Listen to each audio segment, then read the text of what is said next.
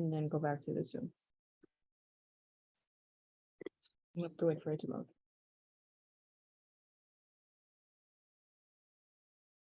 Oh, hang on here. What do we got? Looks like your hand. Well, I'm got it. All right. Healing. Okay. Hey, everybody. Welcome to the morning show. It's presented to you by ATV-TALK.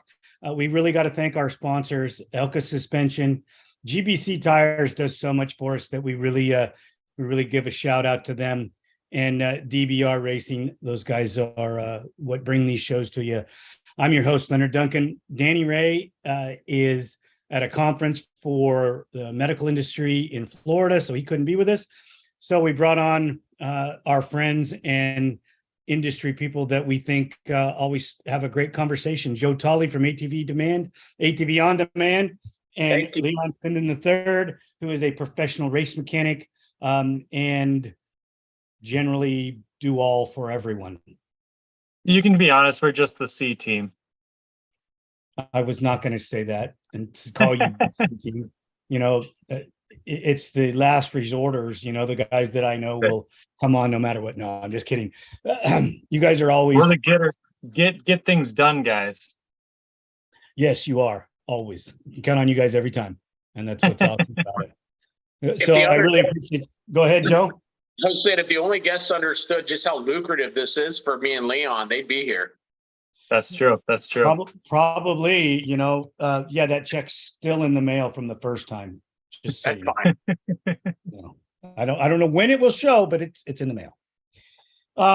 You know, there's a lot of talk about coverage in the industry and what the most exciting portion of the ATV racing era is. And my view of it is, I think that the motocross guys get like 80% of the advertising and the promotion, and the rest of them are feeding off the bottom and don't get enough. And I might be a little exaggeration on the 80 because the cross country guys do fairly well, but they promote themselves pretty well. Mm-hmm. Mm-hmm. I mean, I know that Joe has a definite opinion on this. I'm going to start with you, Leon, because Joe and I had a little miniature pre-run and I didn't get to pre-run with you.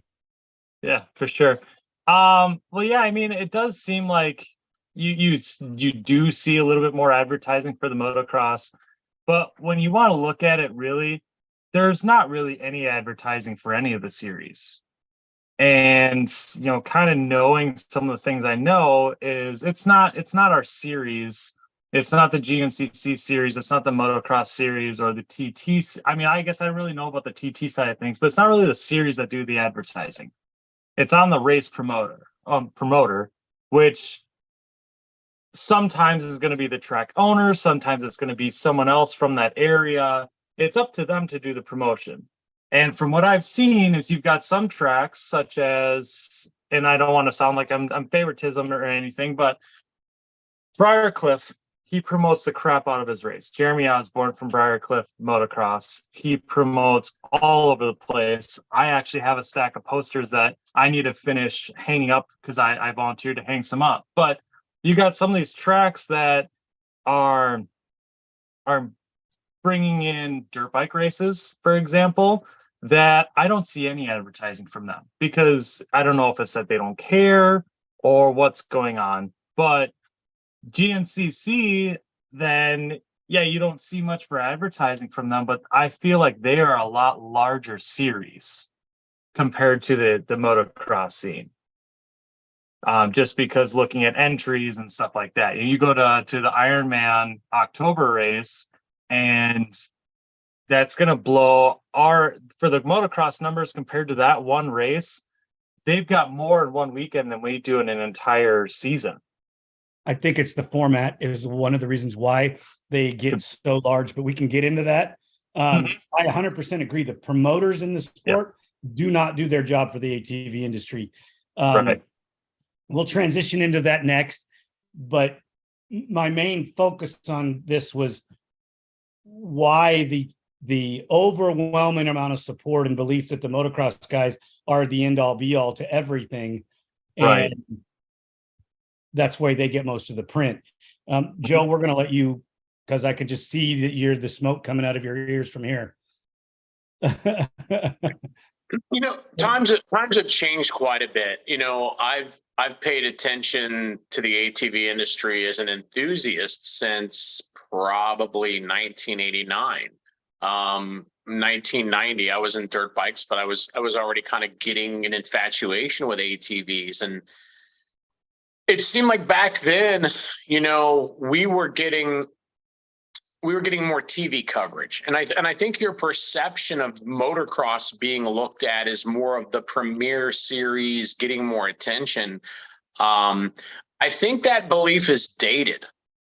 Because if you go, like I said, go back to 89, you go back to 90, 91, 92, even back further, we were on ESPN, and we were on ESPN packaged with, you know, the Mickey Thompson Off-Road Championship Grand Prix, which for anyone who's too young to remember that, they were stadium races. I could be wrong. They basically kind of followed the Supercross series. Like they'd have Supercross in a stadium, the dirt would be there. They'd repurpose the track, rebuild it for the trophy trucks and the stadium lights, which were like really pimped out Honda Pilots, you know, all the different buggies, everything like that. And ATVs were part of the show. And frankly, as an enthusiast, as a young man watching it, I felt like the sport quad stole the show.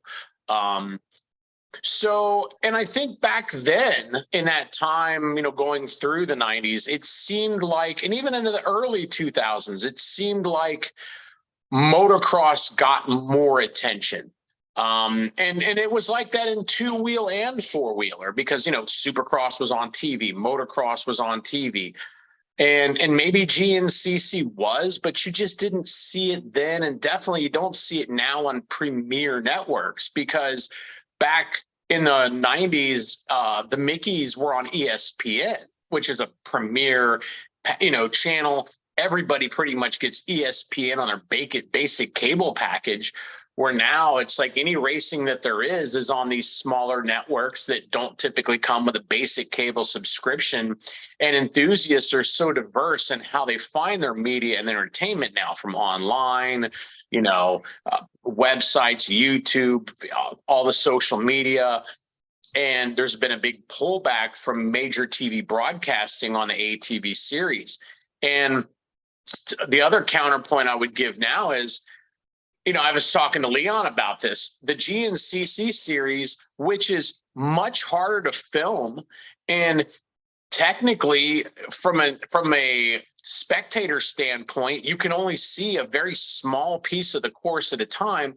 But yet somehow the GNCC series still manages to do a live broadcast of that racing and put it online. I think, unfortunately, here's a little bias. I think it's all on their platform. It's not on, you know, they're not broadcasting through any, you know, publications, YouTube platforms, like just say, you know, that ATV on demand channel. So they're kind of keeping it in their own. Who's that guy? Yeah, Who's that right. guy? I Never don't heard know. of them. Right.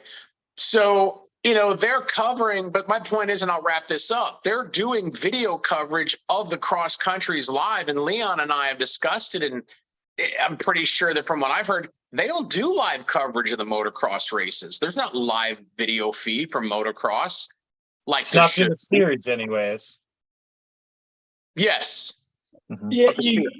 Yeah. Okay. So here's the thing. I can get, because I try to watch all of the races and get information, like with Works, I can go on their site and do the live timing feed. I can sometimes get live timing feed from the MX stuff.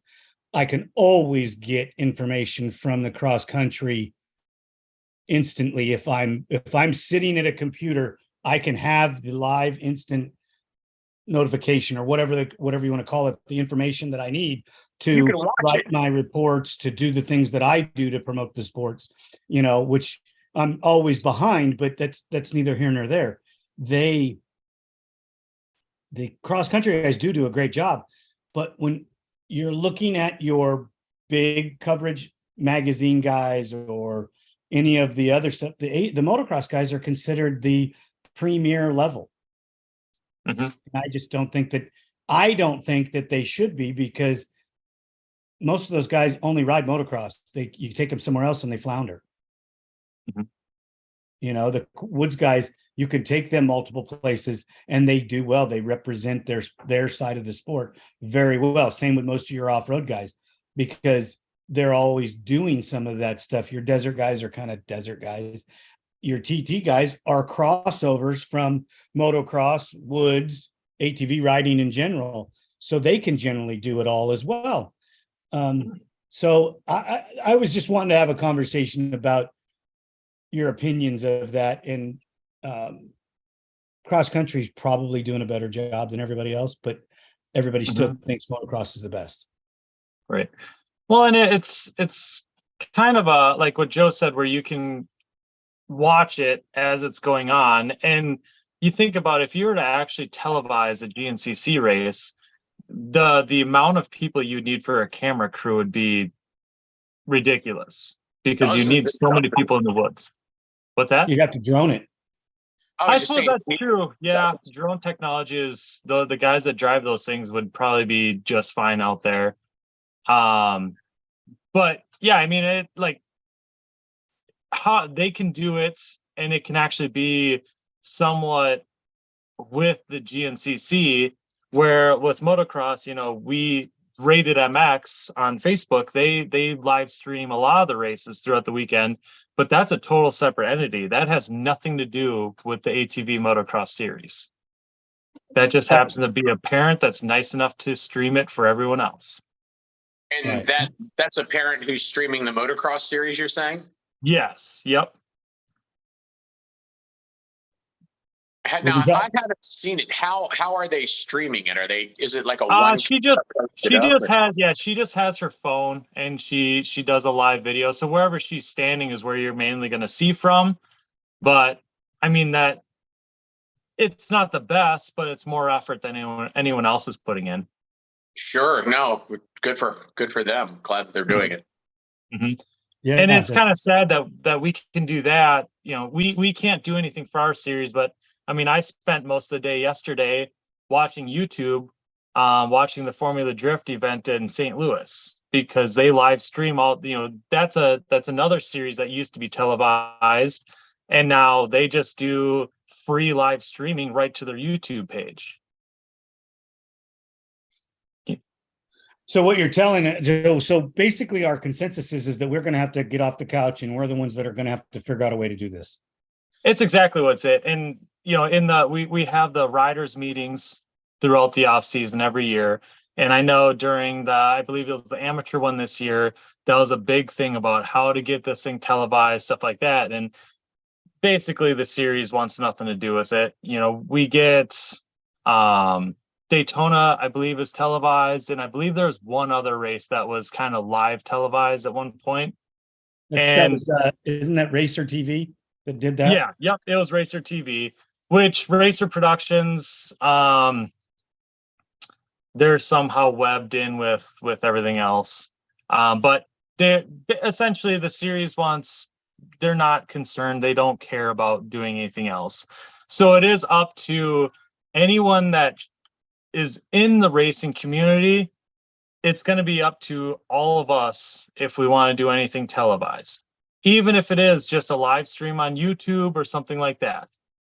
So basically what you're telling me is that if we go to do this, we're going to come up and fight with the series to be able to run it and show it as a show, because they don't want to do anything. And we're going to shift a gear here and talk about the same thing, but just with something else added to it.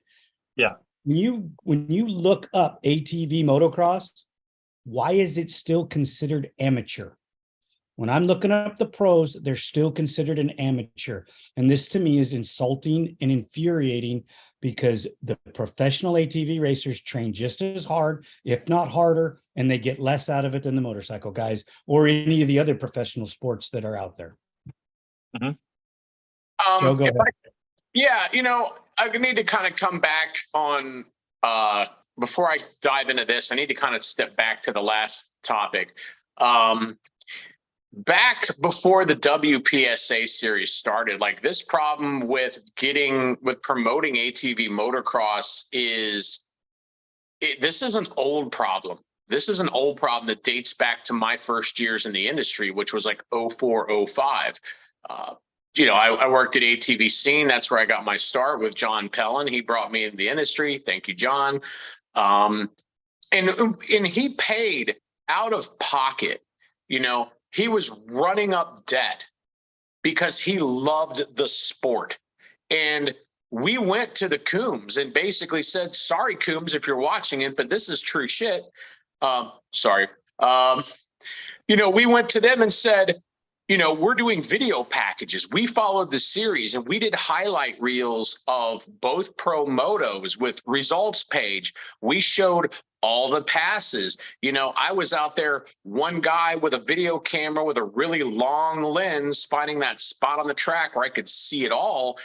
And we get 90% of the important passes. One guy with a camera, we put it on the internet, and John went to them and said, we'd like to do live audio streaming from the event so people can at least listen to it.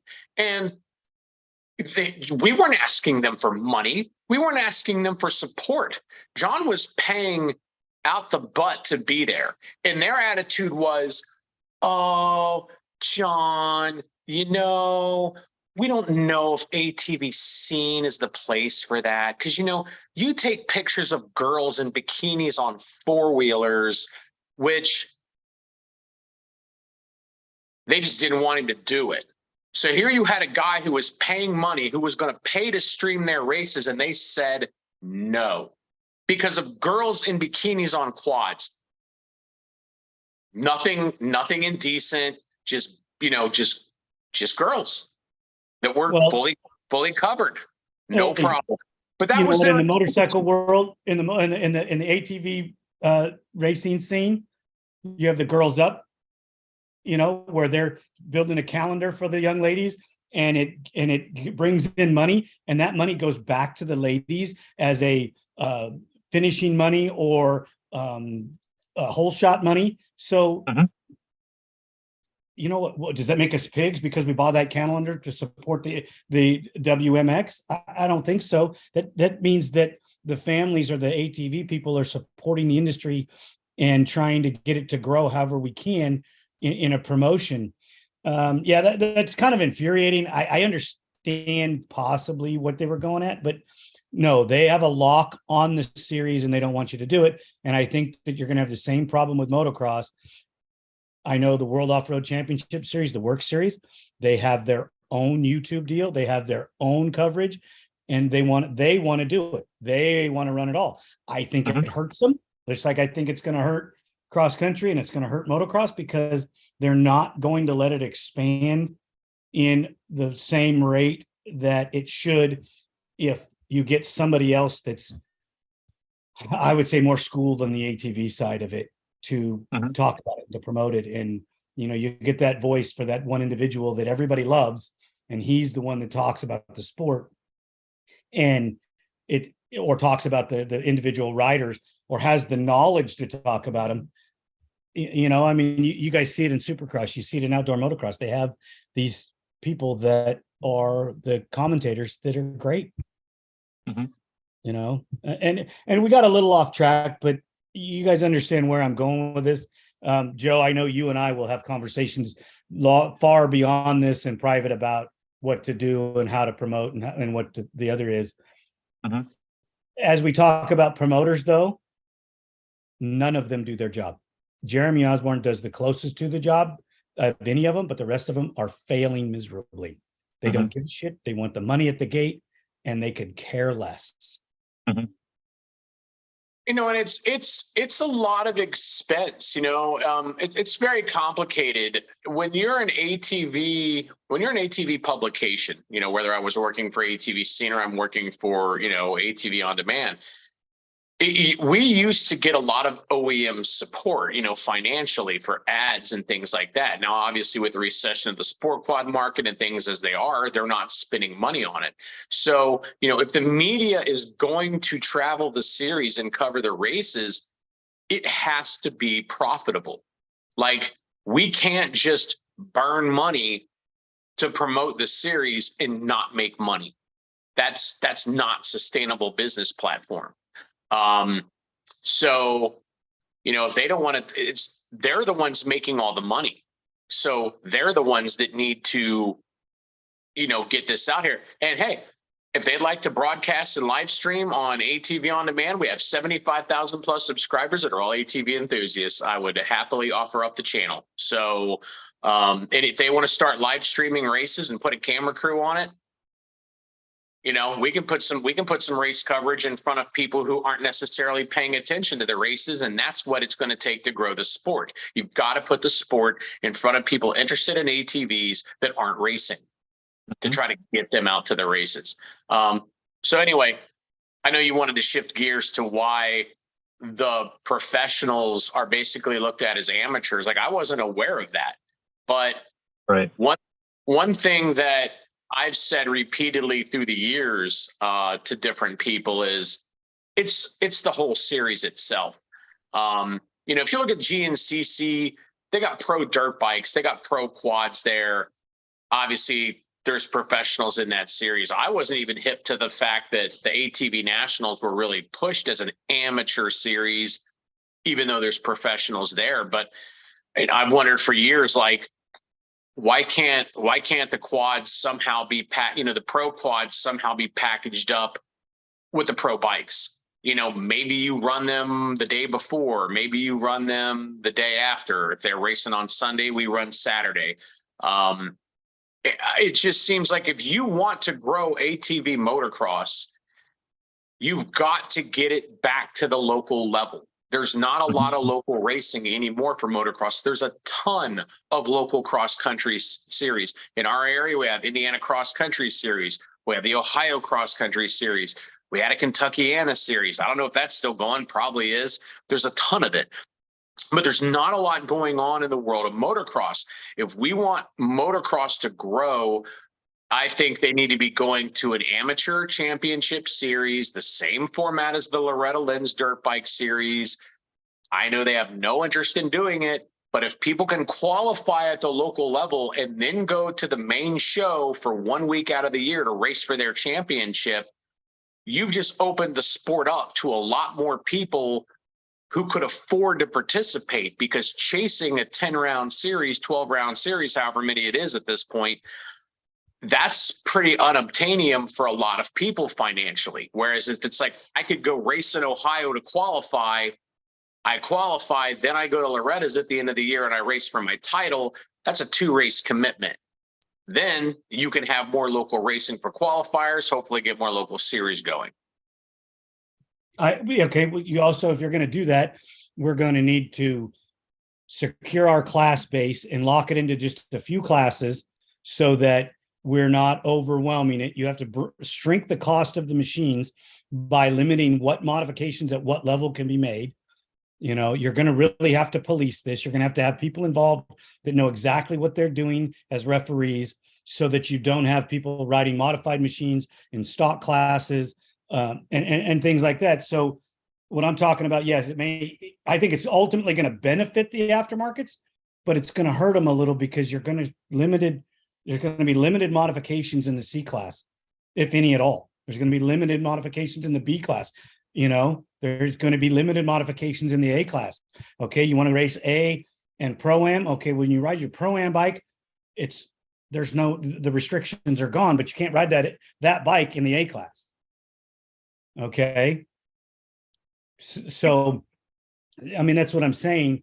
If you even have a Pro-Am class. So if you take the ATV MX series and you put the pro class, the pro women's class, your structured, we'll get into this now. Bring back a two-stroke pro class. Okay. Bring back a pro stock class. And you put these events, all pro named, on Saturday and run everything amateur on Sunday. You've just separated yourself and now made it a pro day. What do you guys think? Leon? Leon, you got to just spit it out, brother. I'm kind of thinking about it here. I think if you're to do something, and you're talking about doing this somewhat with the dirt bikes, correct? No, I'm talking about. Okay. I don't think The you're ever going to national, get into the dirt National bike Pro world. Series is just those 4 classes, essentially. Well, you're never going to get in with the dirt bike world. They're never going to, because they hate us. They think we ruin their tracks, and it changes the course and all of this stuff. And you know what? You're professionals, man up. If you can't ride the track after a quad, you shouldn't be riding anyways. Right. Yeah, and I mean that's a whole nother conversation. But I think if to do something like that, and I've been kind of split on this whole situation for a couple of years now. 50% of myself thinks like this is really cool that our series does have, the everything from 50s to pros racing on the same weekend, and gives these little kids a chance to have a full series. But at the same time, to flip that, you're taking families and they're going broke before the kid is off of this 50cc machine. And I think that's one thing that really makes our series suffer, is the fact that you're not only making these parents spend way too much money on these Chinese piece of crap 4-wheelers. If you want to talk about how much DRRs suck, I have all the time in the world, as I get to build one today. Sorry, Lou. But they have to spend all this money into a 4-wheeler to keep up with these other kids, because there's this parent that has unlimited amounts of cash and is going to do everything in their power to make it so little Johnny can win. Well, now everyone else that's just a regular Joe Blow has to do the same to try to make their kid win a championship. And then you're traveling all around the country for, I think 9 to 10 rounds every year. You're going to run out of money before the kid is 7 years old. And so limit the modifications to all of those classes. Mm-hmm. Okay. So they can't do this to the sport. Yeah. There's going to be a lot of people complain. I get it. No problem. Complain all you want, but we want to grow the sport. The only way we're going to grow the sport is to promote it properly and stop looking at the day dollar. Let's look at the end dollar. Okay? And that would help. That would help, Lenny, a lot. But it's not just the cost of the bike. I mean, the cost of the bike, when you look at the cost of running the entire series for a championship, building the bike isn't the most expensive part in upkeeping it. It isn't anymore. The most expensive part is gassing up that diesel pusher, because you can't drive your kid to the race in a pickup truck like they did in the 80s. Oh, no. Johnny needs air conditioning, and he needs at least 5 slide outs on the bus. So, you have to be rich to run the series, period. Whereas if they turn this into an amateur championship, dirt bike style, you've got to make it through 2 races, 3 races max to win a championship. That's going to have a profound impact on cost and make it easier to bring people in. Now, you could put more restrictions on the bikes too, to add a little bit more affordability to it, but it's the volume of races. They don't do it to the dirt bike world because they know it would be unaffordable for the average person. We have the depth of field that we have in dirt bike motocross, partly because of the amateur national championship and local qualifying and not having to run 10 rounds. Amateur dirt bike guys run a couple races a year for their national championship, but you got to have pro budget as an amateur in ATVs to go compete for a championship, because you've got to run a national series. The dirt bike guys don't have to run a national series. That's where the money's really getting burnt. Well, then I think until we can get involved and change it, it's just like having Friday practice. That adds a day that those people are spending money that they shouldn't. Okay, the track's the only person benefiting by that. That day of practice doesn't benefit those guys 1 ounce. Okay, really doesn't. And if you're going to promote it as a pro series, or you're going to promote your pro classes, you have to separate them from the amateurs. You have to. It's not an option. Okay. You want to bring money back into the pro class?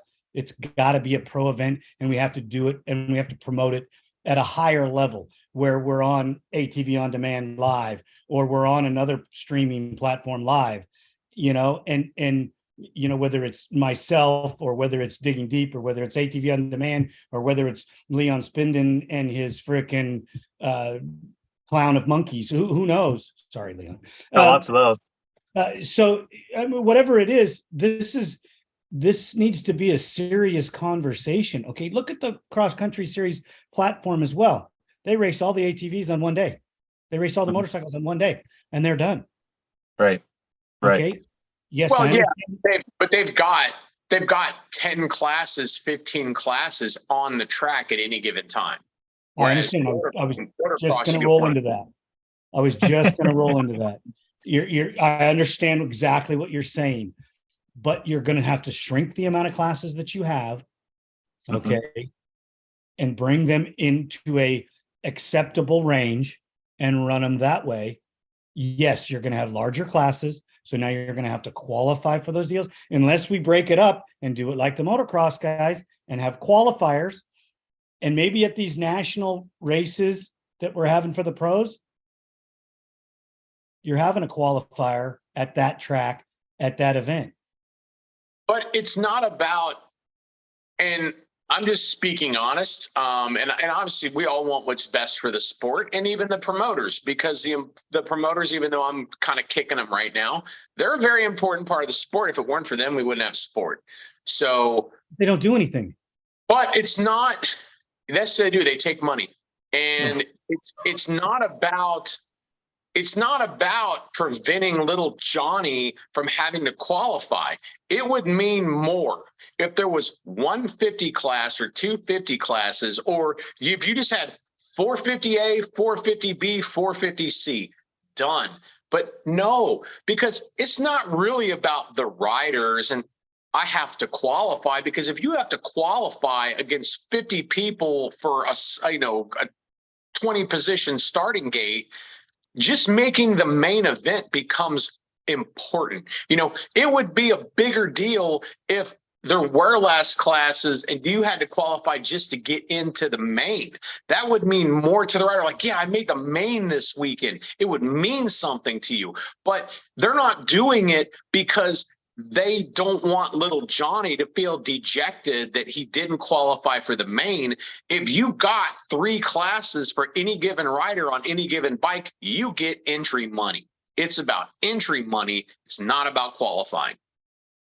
And that's exactly it. The promoters are only looking at the dollar, and they're actually hurting the sport by doing this, because they're draining our pro class before they get to the pros. Before they even get, some of them even get to the B class or the A class, because you've lost that individual because they can't afford to do it any longer. So we need to do something different because the model is not working. I think, when you talked initially about the motocross class kind of being looked at more as the premier class, like the fastest guys, even though they may not be. And why is it that motocross always kind of had that special air of eliteness to it that maybe the other forms didn't have? And I'm not trying to put words in your mouth, so please correct me if I'm misspeaking on your behalf. But I think part of the reason that historically motocross was looked at as the premier riders and the premier machines is because you can build a very expensive cross-country bike, but ATV form of racing, except maybe for TT. TT and motocross, especially motocross though, you have the highest level of modifications. Like, you can't build a 60 horsepower motor for GNCC. Now, there's probably some motor builder who's going to be like BS, but those guys aren't going out with the same horsepower as the pro motocross guys. They're not worried about, if you race cross country right now, the 2 major players in cross country as far as chassis components, number one by a long shot is Hauser.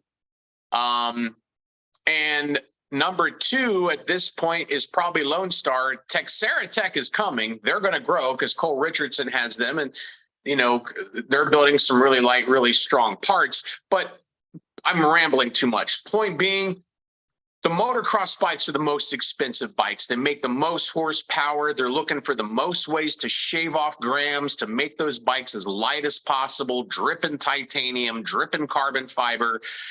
More money is dumped into pure performance on pro motocross quads than anything, because the GNCC bikes and endurance racers, those bikes have to last for a duration. So they can't modify them to the brink of destruction like a pro motocrosser can. And pro motocrossers, they're sprint racers. They're going out there for a given amount of time, and they're going at 110%, where, I mean, those guys in the woods, they were pros, they look like they're going at 110%, but realistically, they're going like 90 because they're not sprinting. They're an endurance racer. So I think it's just the pure speed and modification that sort of gives the motocross pros that sort of upper echelon of, it's the biggest, because they're the most expensive, most dripping bikes in performance. Yeah, you could change that by limiting what modifications they could do to the engines. It'd be hard to police, but you could do it. I don't think they should. And frankly, and you guys can jump in and tell me how full of crap I am. Go for it. I'm at the point now where I'm just like, thank you, Yamaha. Please keep building the 450, but there's no competition.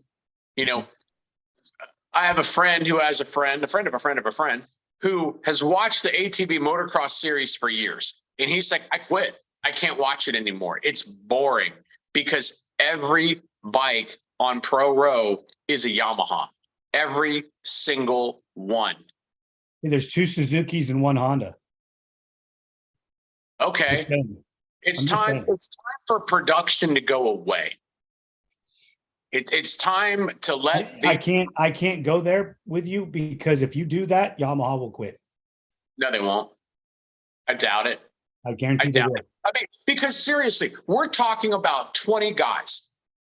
We're talking about you will end up with nothing but hybrids on the line. Impossible. Yes, and that's fine. And you'll have Hondas and Yamahas and Kawasaki's and Suzuki's and you'll have them all, but you'll only have hybrids. And the aftermarket industry for that, there's 2 companies that could cover the chassis for now. You'd probably get into a third or a fourth, maybe a fifth. JB, Lone Star. There's a company. Lone Star doesn't build a hybrid chassis, do they? Who? Lone Star doesn't build a hybrid chassis for the 4-strokes, do they? I don't know. I don't think they do. I don't know. I don't think they do right now, anyways. Right. But they would. And HRE is another company that a lot of guys don't know about. We've worked with HRE in the past on 3-wheeler stuff. They just did a production run of ATC 250R chassis built out of chromoly.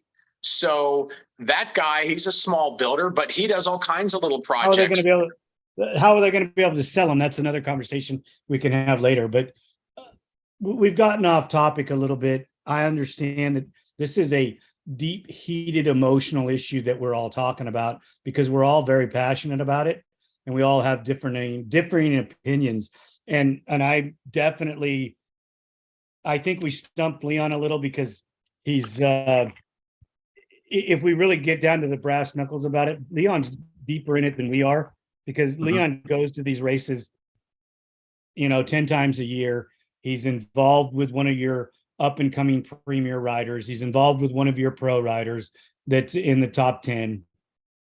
So it's giving him a different perspective of it. And he has to think about all the things that you and I have thrown out there, Joe, and then look at his life and what it's going to do to change his life if we change that system. What's Leon's opinion? Right, Leon? Well, there has been a couple things that I have, I've just been kind of sitting here listening to you guys talk a little bit. I do have some very strong emotions about this kind of stuff. A lot of it I do not want to talk about right now, just because of this is my livelihood we are talking about. And I don't want to shoot myself in the foot. But the one thing I will say is, yeah, you've got all these guys that are building hybrid chassis, mainly two that are doing it in our scene. The biggest thing I see with that is if we go to hybrid chassis, there's nobody's going to be able to stay ahead. You know, we might go from a 15 to 20 rider pro class down to a 6 rider pro class because nobody's going to be able to get parts. And the guys that are out there right now with hybrids, I'd say probably 90% of them are production frames with somebody's kit putting a dirt bike chassis in it. So we're still, you know, the guys that are running hybrids, most of them are still relying on the OEM companies to get production chassis, then buying so-and-so's dirt bike, then buying so-and-so's mount kit to fit that dirt bike engine in their production chassis. So we like to say, oh yeah, you drop the production rule, everything's going to go and it's going to be the Wild West. Where really almost everybody that's running a hybrid is still relying on the OEMs to get their production parts. And obviously it's going to be the case no matter what, because we still need brakes, spindles, hubs, all this stuff from the OEM manufacturer on whatever brand you're running. Because JB is going to run these chassis components from this brand. Walsh is going to run these chassis components from this brand. Now, if you completely ditch the production rule, we know that you're supposed to be making those parts for 10 years after, but look at Can-Am, look at Honda. We're not 10 years on either one of those brands quite yet, and there's a lot of parts you can't get anymore. Right, and that's why you can't get rid of Yamaha. And that's why the Yamaha Yamaha is so dominant right now, is because that's a machine you can buy at your local dealership right now. I know there's this big, the dealership is evil movement going on in the last few years, but that's just the way it is. You've got a brand new machine that you can buy. You've got all the OEM parts. There might be a little back order for a month or two, but those are parts that are eventually going to become available. And that's why I think we got to keep the OEM. We got to keep Yamaha and because Honda's already leaving us. Mm-hmm. Okay. And as much as it pains me to say that, I had a long conversation with Felipe Velez, the number 1A guy in score that's dominated that series forever. And he's won everything on a Honda. Mm-hmm. Okay. He's coming to me yesterday, grasping for what am I going to do? What am I going to do? And we had a huge, long conversation. Yamaha 450, Yamaha Raptor 700, Mm-hmm. So that is a whole different conversation that we can get into, but you got to keep the manufacturer, you got to keep the OEM around. I do not believe they will stay because of governmental regulations if you make the production rule go away in GNCC and GNC. I know Works already did it and got rid of it, and I think that was wrong, but I'm not in their meetings, so I don't know anything that goes on. Guys, we're going to have to transition because I think that. Well, can I add one more thing quick, Leonard? Yes, go right ahead. The one other thing is, everybody thinks that hybrid's the way to go. I will tell you that, Joel Hetrick, one of, probably the fastest guy on an ATV right now, has said, he has ridden hybrids before. And when all this arguments come back and forth, Joel Hetrick has even said that he prefers a production Yamaha compared to a hybrid. So everybody thinks that the hybrid's the way to go, but there are a good amount of pros that if you were to drop the production rule, quite a few of them are still going to stay on a production Yamaha YFZ 450R. And I think that just to get my last 2 cents on it, that's kind of my point as well. It's like, when I say we should allow hybrids in the pro class, not necessarily for every class. And I think you guys have had some great suggestions as far as make the C class be a stock class. Don't, make these guys develop their ability, not just spend their parents' money. I think there's a lot of argument to be had for that and limiting the amount of mods in different classes and letting them build up. But it's like what Leon's saying. If Joel Hetrick prefers a stock Yamaha that's built, a production Yamaha, over an aftermarket hybrid bike, well, good. Yamahas can still run in that class. But if the OEMs don't give a crap about us, then we need to support the aftermarket companies more. But Yamaha does care. Oh, Yamaha didn't definitely care. cares. Thank God for Yamaha. I mean, Yeah, if Yamaha didn't care, we would already be done, because they support professional racers in all forms of the three major series in the United States, being Works, GNCC, and motocross. I know that they have done a little bit of help on the West Coast, not much, but a little. And not to contradict the host, but I hear you're saying if Yamaha quit making this, that we'd be done. I don't think Yamaha's going to quit until the EPA literally just shuts down combustion engines. I think they're going to run that bike as long as they can. That's what I'd put my money on. Why wouldn't they? If people of America allow the freaking government to shut down combustion engines, then that's on us for being stupid. But my point being is, you're saying, well, Yamaha would just go away. Well, the Banshee was never a premier race bike, except when Doug Eichner was racing into the open class. But then once the Honda big bore 250, once big bore power valve cylinders became readily available for 250Rs, they took over that class. And I don't want Yamaha to go anywhere. And obviously, I'm just saying, like, the Banshee wasn't a premier race bike. Yamaha never quit making it. It wasn't the premier motocross bike. It wasn't the premier TT bike. It was never the premier GNCC bike, but yet Yamaha kept it around. And when Honda quit building the 250R, ATV racing did not die.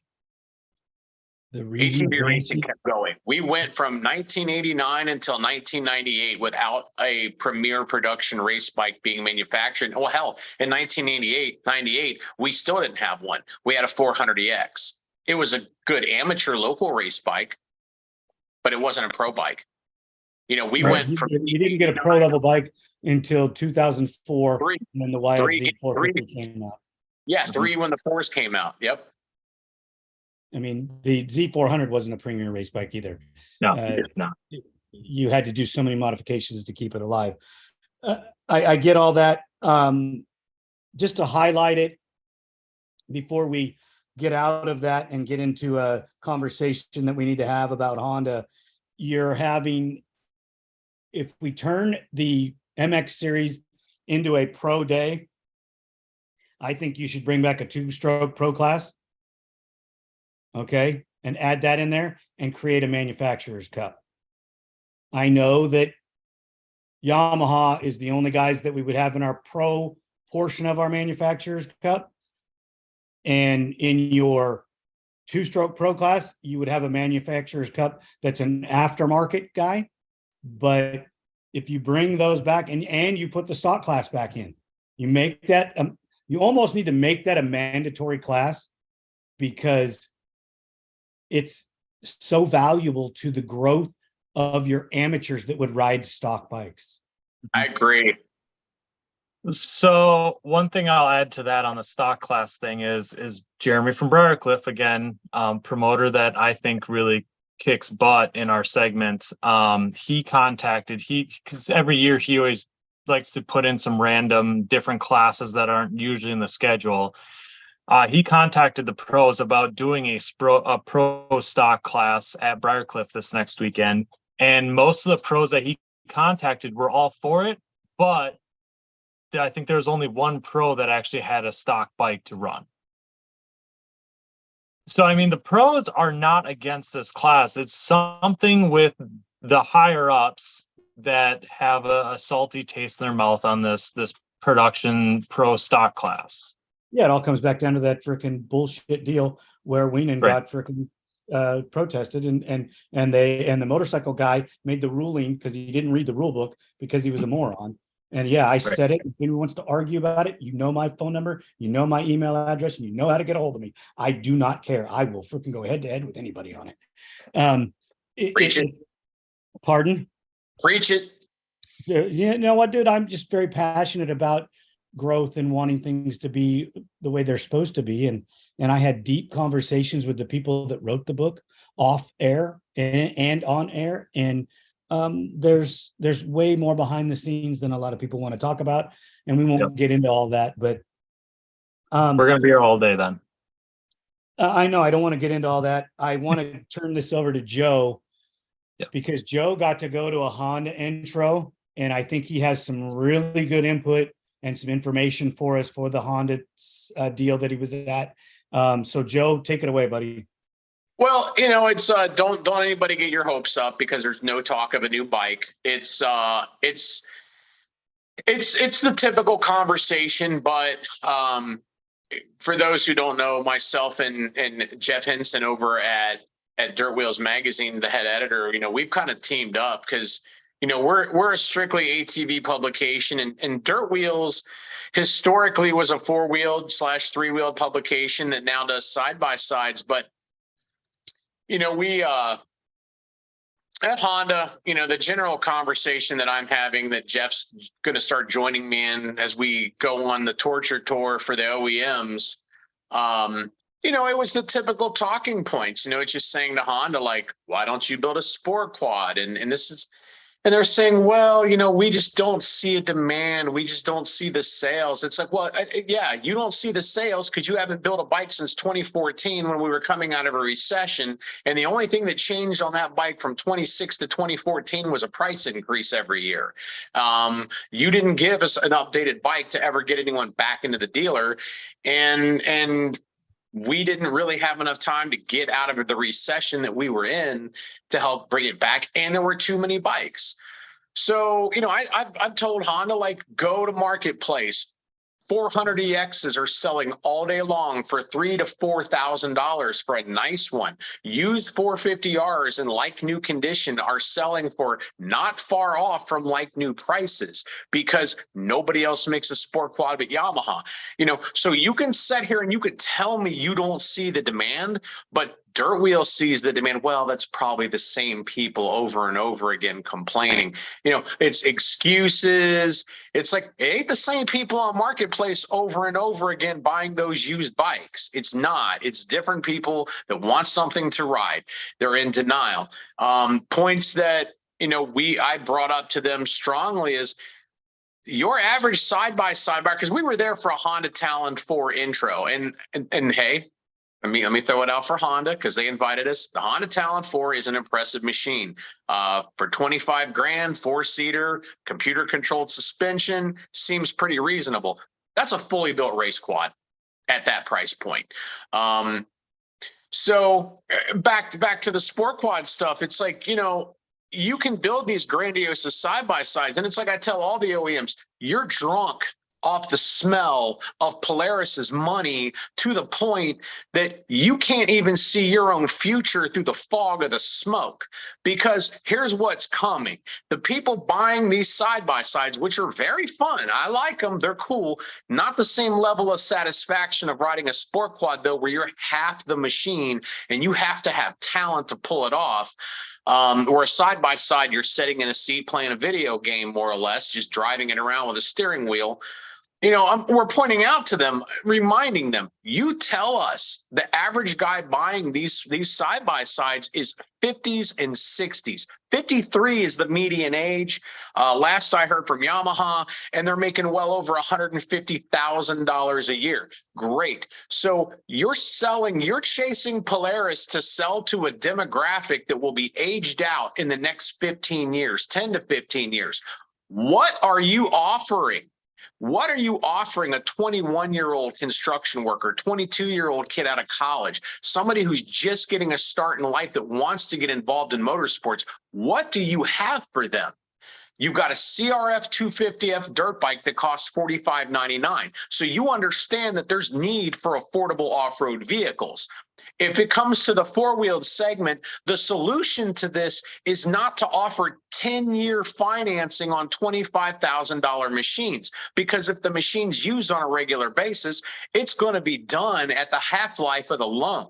So just stretching loans out for 10, 20 years is not a solution. Suzuki math. 1985 median household income was $25,000. The Suzuki Quad Racer cost $23,999. It was 9 point something percent of the United States median household income. Today, the median household income in the United States is about $70,000. And if we just said Yamaha doesn't have sport quads anymore, and if you want four-wheelers, all you can buy is a side-by-side, they start at about $20,000. They start at more than twice the median household income in the United States.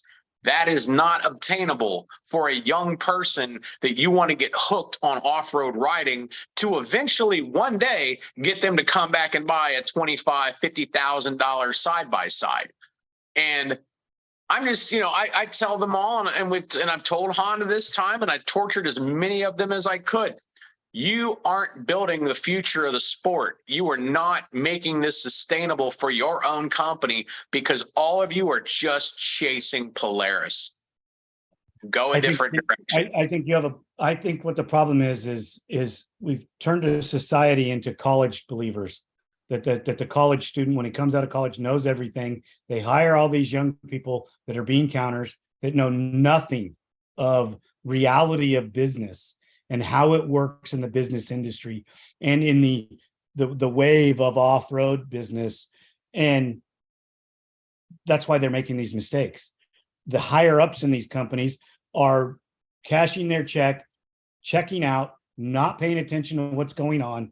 And until the realization of promoting people from within your company, whether they have a college education or not, but they have a long-standing belief in the product and in what they do, we're gonna suffer through this.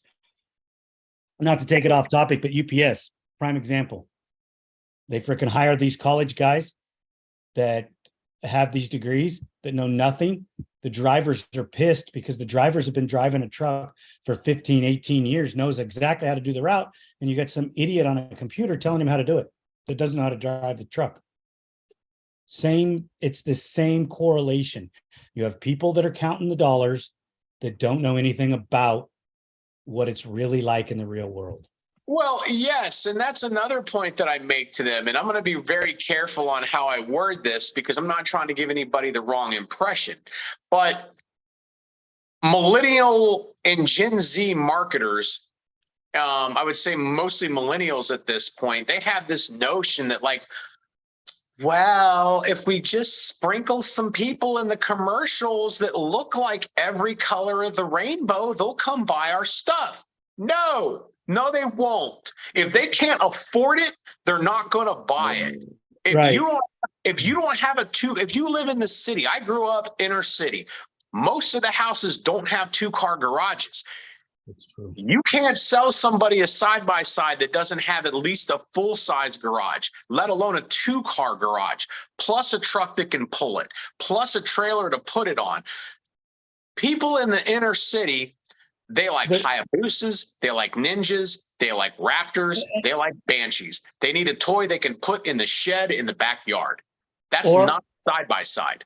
Out here, you got a lot of people that if they do buy a side-by-side, they'll put it in a storage unit. They have a car that tows it out there with them and a trailer barely big enough to put the UTV on. It's crazy when you see some of these people going to the desert with the trailer that's got like watercraft size wheels on it, a UTV on it, and a couple gas cans, and their coolers in the UTV, all this stuff.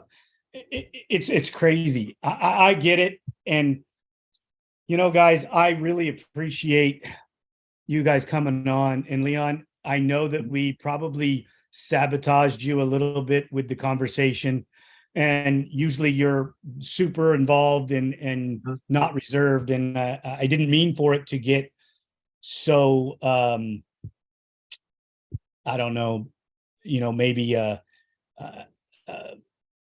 political. I think that's kind of what happened is a little bit for you, because you're in that world. We love the ATV racing. I love the motocross. I love the GNCC, the off-road, the desert. I love them all, Right.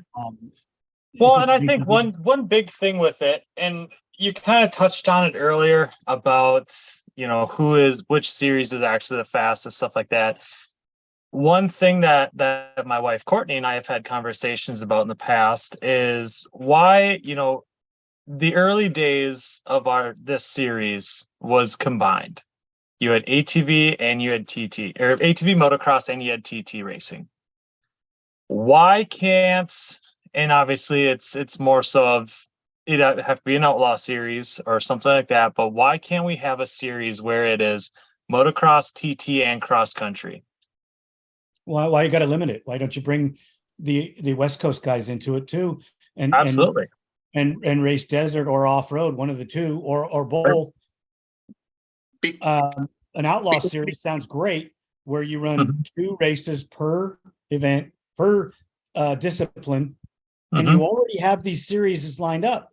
So if you just space them out, so the Mhm. motocross guys cannot miss a race to come to these, Mhm. and the off-road guys cannot miss a race to go to the East Coast, Mhm. or spread your series out so that you're racing across the country instead of these small limited areas, Right. But that way, it's not so much, everyone can say whatever they want. But if we had something like this, that's going to show who is the best overall rider on an ATV period. It's not about who's the fastest on the motocross track, who's the fastest on the TT, but who has the skills to bring it all together and be the best of everything. You're going to have to limit a portion of it to cost. So you're going to limit them on how many machines they can run, because some of the guys that are deep pockets could build a new machine for each discipline. Right. And you don't Right. want that. You want them to take that same machine and put components on it, where if you're going from motocross to TT, you're putting a swing arm on it and a sway bar and different shocks Mhm. and running Right. that same package. Right. Then you take that same machine or the second machine that you allow them to use Mhm. and put your off-road setup on it or your cross-country setup on it. Right. And I think one way, because we're just kind of dreaming here, and that was the first thing that popped into my head, is that if you do this, this would have to be number one pro only, because Oh yeah, absolutely. you're talking you'd have to build 3 bikes. You'll have to have 3 bikes to do it. You'll need a TT bike, you'll need a cross country bike, you'll need a motocross bike. And if you did desert, you'd have to do that. I think the only way you could rationally pull it off, and again, like, we love Yamaha, we want to support Yamaha. This is a perfect thing if we were going to do something like that. Like, you could do like a 1 week event where it's like, one day you're going to race motocross, one day you're going to race TT, one day you're going to race woods, and maybe one day you're going to do like a GP event, and just make them run stock bikes. Like, you can change your tires, but other than that, it's just bolt-ons. You can run a pipe, you can run a vortex, you can run a stabilizer, you can add wheels and tires. You can't crack into the motor. You can't run aftermarket shocks. You can't drop the bike. You can't change the swing arm. Like, why not keep them very limited modification production-based bikes where you can swap the tires out for the different events and your gearing? But other than that, you got to race the same bike in every discipline. And you could do that, and you take your top 3 qualifiers of every series, bring them together for that week event, and race something new every day, and run it like that, and limit the motor, limit the package, and there you go. At the end of the day, the guy holding the trophy is the baddest guy on the planet. That would be cool. Just like a quad Olympics world championship or something. Yeah. Well, yeah, okay. You got your 3 best works guys, you got your 3 best cross country guys, you got your 3 best motocross guys, and your 3 best TT guys. And if there's a series that we've missed, whether it be desert, you bring them all together. You have your event area where you're going to race this, and you bring everybody together, probably in the middle of the country somewhere, so that everybody has to travel, and lay it out, run it, and have a good time. Yeah, take top 5 from all 4 series. You got 20 guys. You got a gate. Yeah. You got a full gate. Yeah. And there you go. And run it and have, you know, at the end of the day, the guy with the guy with the lowest score wins the championship. Hey, the Fords, I hear the Fords have a whole bunch of property and a bunch of tracks. So if they can pull off a cross country track, you know, let's spend some of that Ford money and they can host it. Well, I mean, honestly, there's a place I've been hearing about in Oklahoma that they just did. We were just there. We were there for Honda. Oh, really? Was it the what was the place called? Mid-America Sports Complex, I think it was. Mid-America Off-Road. Yes. Yeah. That's yeah. where yeah. Travis Pastrana was hired to come build their like rally car. Yeah, they just did Nitro Cross there a few weeks ago. They did Nitro Cross. They had like five different race series going on there in one weekend. And it was packed. And you know what? So they had all kinds of four-wheeled off-road racing were there. Do you know what form of four-wheeled off-road racing was not represented? ATVs. Exactly. And I've heard a rumor that if there was enough interest, if you got the owner of that place to see that there's interest, he would build a motocross track or, you know, whatever track you want for ATVs to race on. Well, that's the whole deal. We have to get somebody that is going to be forceful enough that's going to make these phone calls and do these things. You know what? I've just been tapped on the shoulder that we have exceeded our limit. And I want to bring up this conversation next time with the Outlaw series and some of the things that we could do and maybe how to get a representative or representatives to start reaching out to promoters and other venues to have larger events. We have to keep the industry alive. We have to keep the industry involved. So Joe Tolle from ATV On Demand, thank you so much for your time. It's always a pleasure. Leon, as always, brother, thank you for coming on. I know that we tied you up a little bit this time. I promise not to do that to you next time. Sounds good. And guys, have an amazing weekend. Enjoy your Sunday. And to everybody out there, keep riding your ATVs and stay out of them UTVs. They're dangerous. So absolutely. And stay off those two-wheeled things. Don't give them the money. Right. Oh, they just make ruts. Right. Everybody, have an amazing day. Thank you for listening. We'll talk to you guys later. Thanks for having us, Leonard. All right, buddy. Bye, guys. Thank you. That was great.